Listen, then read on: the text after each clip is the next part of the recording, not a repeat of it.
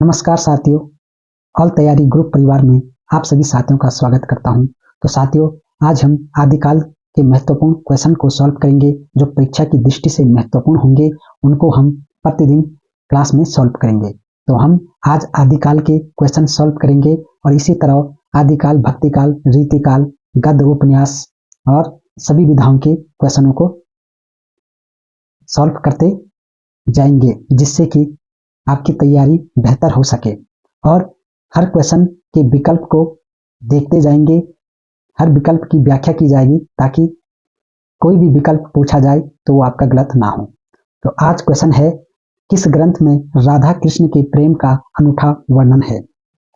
तो पूछा गया है किस ग्रंथ में राधा कृष्ण के प्रेम का अनूठा वर्णन है। तो आपको बताना है ऑप्शन मृगावती, पदावली, पद्मावत, मधुमालती। तो किस ग्रंथ में राधा कृष्ण के प्रेम का अनूठा वर्णन है। तो क्या होगा इसका राइट ऑप्शन पदावली। और पदावली पूछा जाए किसकी रचना है, तो किसकी है ये, विद्यापति की। विद्यापति किसकी रचना है, विद्यापति की है। आपको ध्यान रखना है पदावली विद्यापति की रचना है। और भाषा किस भाषा में है, तो ये है मैथिली भाषा में। किस भाषा में, मैथिली भाषा में है। तो आपको ध्यान रखना है मैथिली भाषा में विद्यापति ने क्या किया, पदावली की रचना की।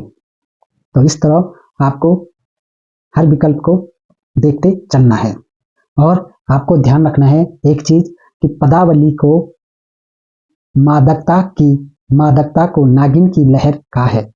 तो पदावली के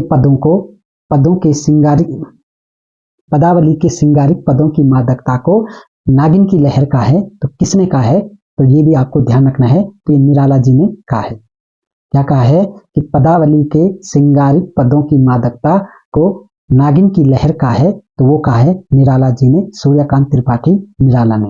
ये चीज आपको ध्यान रखना है।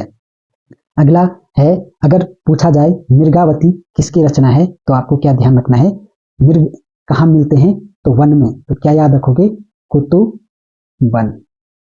तो कुतुवन से आपको याद रखना मृगावती। तो मृग कहाँ मिलते हैं, वन में मिलते हैं। और वन से क्या याद रखोगे, कुतुवन। तो मृगावती किसकी रचना हुई, कुतुवन की।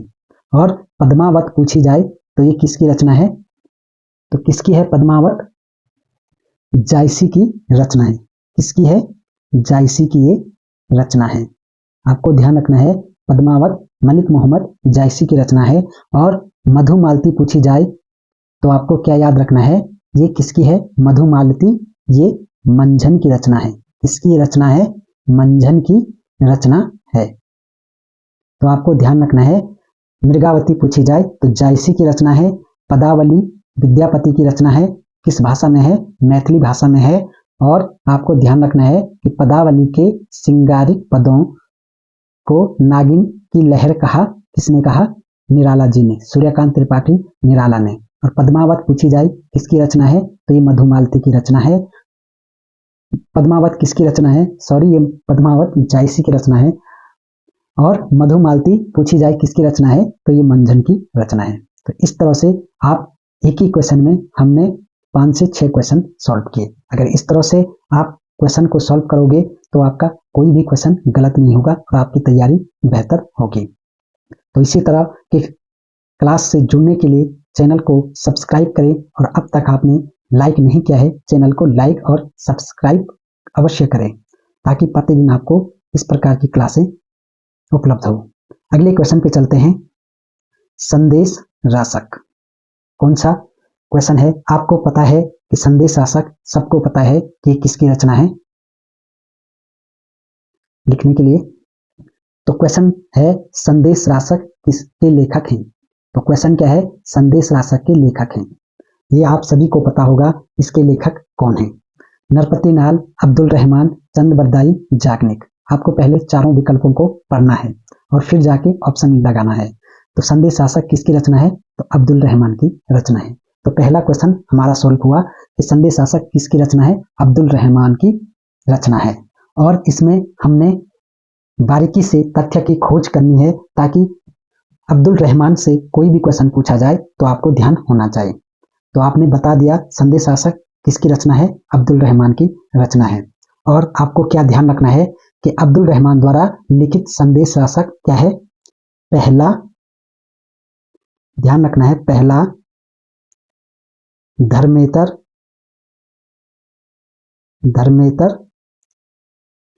ग्रंथ है। ये चीज आपको ध्यान रखना है कि संदेश शासक क्या है? अब्दुल रहमान द्वारा पहला धर्मेतर रास ग्रंथ है। ये चीज आपको ध्यान रखना है। और ये क्या है? देसी भाषा में किसी मुसलमान द्वारा लिखित प्रथम काव्य ग्रंथ है। किस भाषा में अगर पूछा जाए तो देसी, क्या ध्यान रखना है?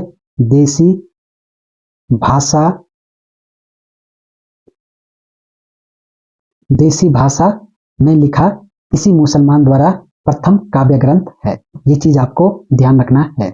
और पूछा जाए संदेश शासक कैसा काव्य है, यानी कि खंड काव्य है, महाकाव्य है, प्रबंध काव्य है, तो कैसा काव्य है? तो संदेश शासक क्या है? खंड काव्य। ये चीज आपको ध्यान रखना है कि संदेश शासक खंड काव्य है। और क्या चीज और ध्यान रखना आपको कि इसमें विक्रमपुर, कहाँ की? विक्रम, ये चीज आपको ध्यान रखना है, विक्रमपुर की एक वियोगिनी के विरह की कथा वर्णित है। तो क्या ध्यान रखना आपको कि इसमें विक्रमपुर की एक वियोगिनी की विरह की कथा वर्णित है। ये चीज आपको ध्यान रखना है। और एक चीज और ध्यान रखना है, अब्दुल रहमान को हिंदी का पहला कवि किसने कहा? तो ये चीज भी आपको ध्यान रखना है कि अब्दुल रहमान को हिंदी का प्रथम कवि किसने कहा? तो हजारी प्रसाद द्विवेदी ने क्या इनको हिंदी का प्रथम कवि माना। और पूछा जाए, इसे हटा देते हैं, पूछा जाए नरपति नाल की रचना, तो अगर नरपति नाल की रचना पूछी जाए तो क्या है इनकी रचना? ये चीज भी आपको ध्यान रखना है कि नरपति नाल की रचना क्या है?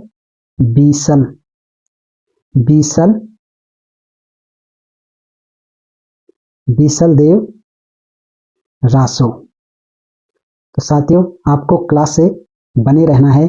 और अगर आपने इन क्वेश्चनों को सॉल्व किया है तो आपकी तैयारी और भी बेहतर होगी, आपका रिवीजन होगा। और अगर आपने इन क्वेश्चनों को बारीकी से सॉल्व नहीं किया तो आपकी तैयारी उससे बेहतर तरीके से होने लगेगी अगर आप प्रतिदिन क्लास से जुड़ते हैं। और पूछा जाए चंद-बरदाई के रचनाकार कौन है, तो क्या बताओगे? चंद-बरदाई किसकी रचना है? पृथ्वी, क्या याद रखना है? पृथ्वीराज। तो चंद-बरदाई की कौन सी रचना है? पृथ्वीराज रासो। तो पूछा जाए पृथ्वीराज रासो किसकी रचना है, तो ये चंद-बरदाई की रचना है। और कैसा काव्य है? महाकाव्य है। और काव्य कैसे, कितने प्रकार के होते हैं? 2, महाकाव्य और खंड काव्य। अगला है परमाल रासो। तो याज्ञनिक की क्या रचना है? परमाल रासो। क्या है इनकी रचना? परमाल, ये लिखा साफ नहीं जा रहा है ना, 1 मिनट। तो चलो आपको वैसे भी याद हो जाएगा, परमाल रासो। तो परमाल रासो कैसा काव्य है, क्या बताओगे? यह है आला खंड। कैसा है? आला खंड। ये चीज आपको ध्यान रखना है। और किसकी है? याज्ञनिक की रचना है। तो इस तरह अगर चारों विकल्पों को आप अच्छी तरह से क्लियर करते चलोगे तो आपके क्वेश्चन गलत होने के चांस कम है। और अगर कोई क्वेश्चन आपको ना भी आ रहा हो और अगर आपको और क्वेश्चन तीनों विकल्प आते हैं तो तब भी आपका क्वेश्चन ऑप्शन राइट होगा, सही होगा। तो साथियों, इस प्रकार से हमने इस क्लास में 2 क्वेश्चन को सॉल्व किया। क्योंकि अभी शुरुआत है, अगर आप डेली क्लास से जुड़ते रहेंगे, क्लास को लाइक शेयर सब्सक्राइब करेंगे और अधिक से अधिक साथियों को क्लास से जोड़ेंगे तो हम आगे क्वेश्चनों की सीरीज को बढ़ाते जाएंगे। आज 2, कल 5, ऐसे करके धीरे धीरे से बढ़ाते जाएंगे। तो साथियों, आशा करता हूँ क्लास आपको अच्छी लगी होगी और कमेंट बॉक्स में बताना कि आपको चारों विकल्प का सॉल्यूशन कैसा लग रहा है। अगर आप इस तरह से क्वेश्चनों को सॉल्व करेंगे तो आपके परीक्षा में क्वेश्चन गलत होने के चांस कम होंगे। तो मिलते हैं अगली नेक्स्ट क्लास में, और आशा करूंगा कि आप क्लास को लाइक करके जाएंगे और सब्सक्राइब करके जाएंगे। तो साथियों, मिलते हैं अगली नेक्स्ट क्लास में। तब तक स्वस्थ रहें, मस्त रहें, तैयारी को निरंतरता से करते रहें। तो मिलते हैं अगली क्लास में, तब तक के लिए जय हिंद, जय भारत।